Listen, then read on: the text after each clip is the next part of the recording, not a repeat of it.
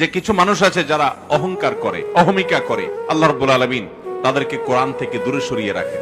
সংস্রবে আসার তৌফিক তাদেরকে দেন না। হয়তো অনেক সময় ইচ্ছাও হয়, কিন্তু সুযোগ হয় না। ইবাদতের সুযোগ না হওয়া, এটা লক্ষণ খুবই খারাপ, এটা আলামত খুবই খারাপ। আল্লাহ বলেছেন, আমি জাহান্নামের জন্য কিছু লোক তৈরি করেছি, কিছু মানুষ, কিছু জিন এবং মানুষের কিছু সদস্যকে আমি জাহান্নামের জন্যই তৈরি করেছি। তৈরি হয়েছে জাহান্নামের জন্য।